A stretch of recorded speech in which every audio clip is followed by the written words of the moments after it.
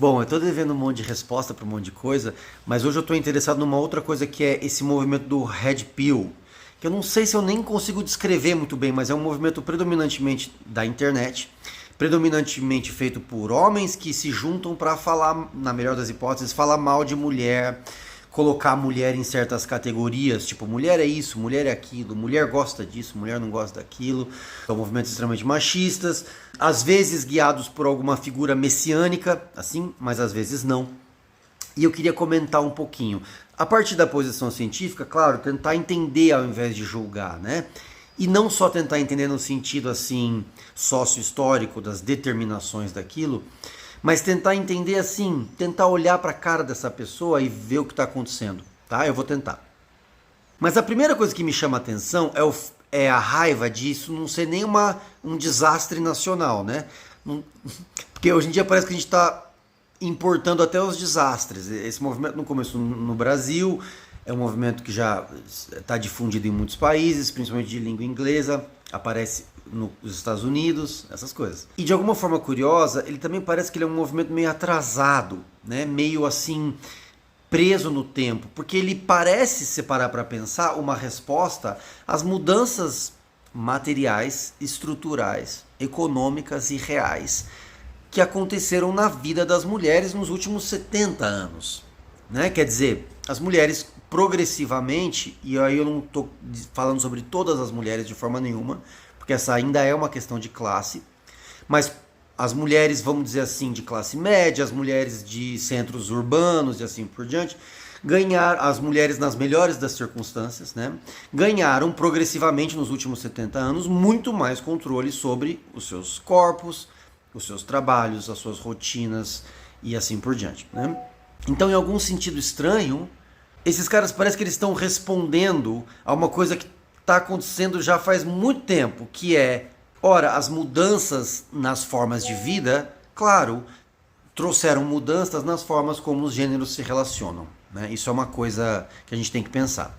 Mas se você parar para pensar na origem do termo Red Pill, é uma coisa muito curiosa como isso acontece. Por quê? Porque Red Pill vem do filme Matrix, que alguns de vocês são novos demais para ter assistido no cinema, mas eu assisti no cinema. E é um filme, ironicamente, de duas mulheres trans, as irmãs Wachowski. E é um filme costurado, cheio de referências a ideias e a propostas queer, a propostas feministas, a um mundo com uma definição um pouco mais folgada desses papéis de gênero e assim por diante. Então é meio irônico a coisa toda. No filme, a Red Pill, uma pílula vermelha, é aquilo que você toma para ser capaz de se dar com uma verdade desagradável. É aquilo que você toma se você tem coragem de ir atrás da verdade ao invés de acordar confortavelmente na sua cama. E é isso que eu acho interessante. Porque existe realmente uma verdade desagradável a qual a gente não está conseguindo olhar. E eu acho que eu posso ajudar o pessoal do Red Pill em relação a isso. Por quê? Porque veja só, a revolução econômica e tecnológica que foi o século XXI e está sendo o século XXI trouxe consigo aquilo que as revoluções sempre trazem, que é a reorganização dos processos produtivos, de como a gente trabalha, de como a gente estuda, de como a gente se relaciona, de como a gente organiza as nossas famílias e assim por diante.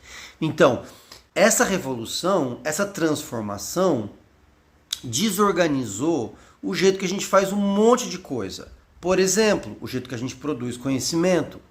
Então, ao invés de, por exemplo, ser uma sociedade guiada pelo conhecimento de especialistas, a gente tem figuras que nem terraplanistas, por exemplo. A gente chama essas figuras de pseudocientistas, no sentido de que eles não são cientistas como os cientistas do século XX eram cientistas. Tá? Vou dar outro exemplo. Você tem as fake news, que são distribuídas, circuladas notícias, mas que não são notícias do mesmo jeito que eram notícias no século XX. Quer dizer, fake news não são notícias falsas. Não é ciência falsa. Quer dizer, é um outro jeito de produzir circulação, de produzir o texto e assim por diante. Se você parar para pensar, A nova onda de fascismo que apareceu no século XXI, na Turquia, na França, na Inglaterra, no Brasil, nos Estados Unidos e assim por diante, também é uma forma de reestruturação do jeito que a gente governa. Esses políticos que ganharam a sua legitimidade não nas relações políticas, mas na controvérsia da internet, nas ferramentas de WhatsApp, de Facebook, de não sei o que e tal. Né? Então é uma nova forma de fazer política, da mesma forma que os terraplanistas acham que estão fazendo ciência, da mesma forma que a fake news é utilizada, armamentada para produzir, enfim, né, equívocos e falsas notícias, assim por diante. Muito bem. Você poderia pensar no Red Pill como uma pseudossexualidade, da mesma forma que o terraplanismo é uma pseudociência. Em que sentido? No sentido de que é uma nova forma de textualizar, uma nova forma de pensar, organizar, escrever, narrativizar a experiência amorosa, a experiência sexual e a experiência de gênero. É uma resposta imediata, quase que irracional, a mudanças estruturais e a desorganização que isso causa na nossa vida. Agora, o que eu tenho para dizer para os Red Pills é o seguinte: não é uma resposta muito boa. E especificamente no caso do amor, no caso das relações amorosas, no caso das relações de gênero, essa resposta é péssima, porque o amor já é, por natureza, confusão. E o amor já é, por natureza, falta de controle. Sempre foi. Se nós voltarmos para Nelson Rodrigues, para Chico Buarque, para Caetano Veloso, para Guimarães Rosa, a gente vai lembrar que o amor é sempre terrível e doído. Se a gente lê Freud, a gente vai lembrar que todos nós temos dentro da gente uma cota de desejo desenfreado e de tendência à violência.